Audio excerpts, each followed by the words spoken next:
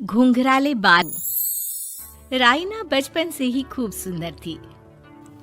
उसके लंबे लंबे घुंघराले बाल से हमेशा उसका चेहरा ढका रहता। अरे भूत बनकर घूमती रहती है, चल तेरे बाल कटवा दूं। अच्छा, क्यों भला? स्कूल में तो सारा वक्त बांधकर घूमना पड़ता था। अब तो मैं कॉलेज जाऊंगी और बाल खोल कर घूमूंगी। हाँ। अरे ये बाल देख रही है, ऐसे लगता है जैसे मधुमक्खी का छत्ता। खैर, घने घने घुंघराले बालों से राइना सुंदर तो लगती, लेकिन उसे संभालना उसके लिए बड़ा काम था। माँ, अरे माँ, शैम्पू खत्म हो गया है। इस बार वो वाला लाना ना, जो घुंघराले बालों को और बाउंसी बनाता है। माँ ले आना, हाँ जरूर से। कल मेरा कॉलेज का पहला दिन है, मैं चाहती हूँ सब मुझे देखकर जले।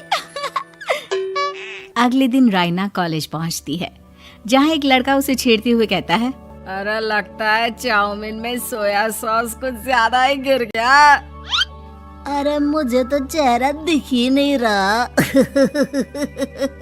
लड़कियां भी राइना का मजाक उड़ाती है। अरे यार, ये कंगना की कॉपी करके कौन आया है? लोकल कंगना, और कौन? राइना को सभी पर गुस्सा आता है, लेकिन वो कुछ नहीं कहती। स्कूल में तो बाल बंधे ही रहते थे, लेकिन कॉलेज में राइना एक लड़की से कहती है, हाय, मेरा नाम राइना है, मुझे आर्ट्स डिपार्टमेंट में जाना है। कहाँ से है रास्ता? अपने बाल हटा कर देखो, सामने ही बोर्ड लगा है। राइना को कॉलेज में भी दोस्त बनाने में दिक्कत आ रही थी। वो रोते रोते घर आ जाती है। माँ, मैं क्या करूं? आज तो सारा दिन लोगों ने न जाने क्या क्या बोलकर मेरा मजाक ही बना कर रख दिया। माँ प्लीज कुछ करो ना मेरे बालों का। मैंने तो पहले ही कहा था कटा दे, पर तू। अरे कटाने से क्या होगा, उल्टा जो थोड़े बांध कर ये इन्हें समेट सकती है ना, वो भी नहीं कर पाएगी। तो क्या मेरी कोई दोस्त नहीं बनेगी कॉलेज में, या मैं हमेशा लोगों के मजाक का ही शिकार होती रहूंगी? राइना जोर जोर से रोने लगती है। तभी उसका छोटा भाई आ जाता है और राइना के बालों के बीच एक पेंसिल छुपा देता है। तभी उसका दोस्त भी पीछे से आ जाता है। अरे ढूंढो ढूंढो, कहाँ है पेंसिल? मैं नहीं बताऊंगा। दोस्त काफी कोशिश करता है, लेकिन उसे पेंसिल नहीं मिलती। वो वहाँ से चला जाता है। थैंक्स दी, आज आपके बालों ने तो मुझे बचा ही लिया। अच्छा, बहुत दिनों के बाद बालों को लेकर कुछ अच्छा सुनने को मिला।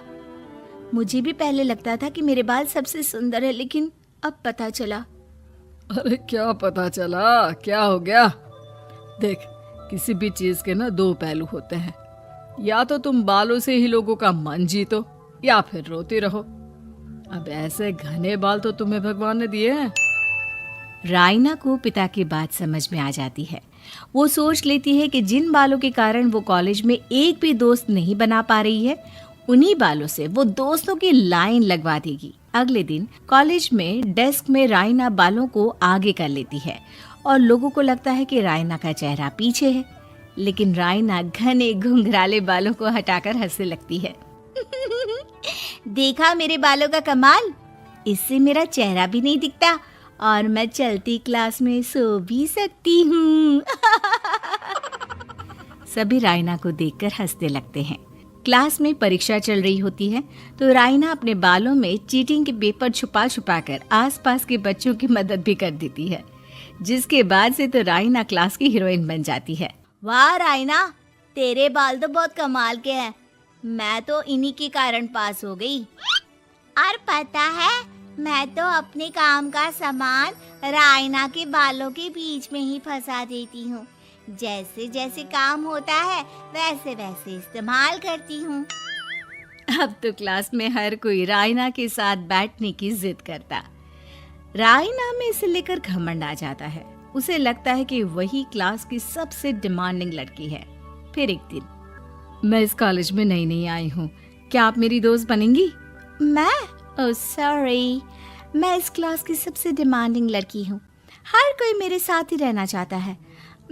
एक काम करो ना, वो पीछे की सीट दिख रही है, जाओ जाकर वहीं बैठ जाओ।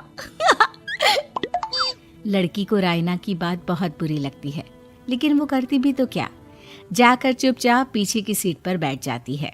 तो आज का लेसन सबने याद किया है ना बराबर से? जितनी भी चीटिंग करने वाली लड़कियां थी वो रायना के पीछे जाकर बैठ जाती है और जोर से चिल्लाती है, जी मैम, सब कुछ याद है, कहीं से भी पूछ लो, हम तो मास्टर हैं मास्टर, क्यों? ये बोलकर वो रायना के कंधे पर हाथ रख देती हैं। रायना भी खुश होती है कि कॉलेज की सबसे स्मार्ट लड़कियों का ग्रुप उसका दोस्त है। पीछे बैठी वो लड़की देखती है कि कैसे मैडम के सवाल लड़कियां रायना के सर को देखकर दे रही है।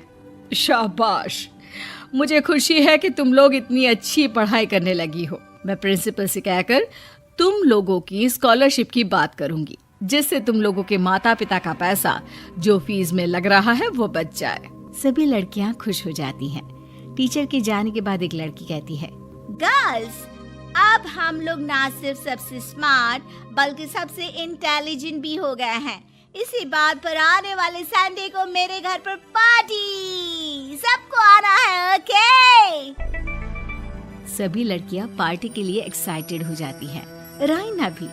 माँ, मेरे कॉलेज की सबसे स्मार्ट लड़की ने पार्टी रखी है संडे को, मैं भी वहाँ सबसे अच्छी दिखना चाहती हूँ, लेकिन ये बाल। घुंघराले बालों का तो कर भी क्या सकती है। तभी उन लोगों की नजर पार्लर के एक इश्तिहार पर पड़ती है जो 3000 रुपए में बाल स्ट्रेट कर रहा था। माँ, मुझे पैसे देना, मैं बाल सीधे करवा कर आती हूँ, संडे को पार्टी में सबसे अच्छी लगूंगी। बस फिर क्या था, अपने घुंघराले बालों को रायना पार्लर जाकर स्ट्रेट यानी कि सीधा करवा लेती है। और फिर पार्टी वाले दिन, हाय गर्ल्स, कैसी लग रही हूँ मैं? ओह नो, शिट, ये क्या करवा लिया बालों का हाल? और जिसके घर पार्टी थी वो लड़की, अरे ये क्या करवा लिया? तुम्हें मालूम नहीं है, जिस बालों में चीटिंग रखकर हम लोग टीचर के अगर इम्प्रेशन जमाते थे, उन बालों को तुमने। अरे हमें तो स्कॉलरशिप भी मिलने वाला था, अब तुमने बाल सीधे करवा लिए, अब तुम हम लोगों के लिए किसी काम की नहीं हो। अरे लेकिन हम दोस्त तो है ना, क्या मैं अच्छी नहीं लग रही हूँ? हमें तेरे अच्छे और बुरे लगने की कोई जरूरत नहीं है, हम लोगों को तेरे बालों से फायदा था, अब वो नहीं है तो हम तेरे दोस्त भी नहीं है। जा जाकर बाल वापस घुंघराले करके आ, तभी तो हम लोगों की दोस्त बन सकती है।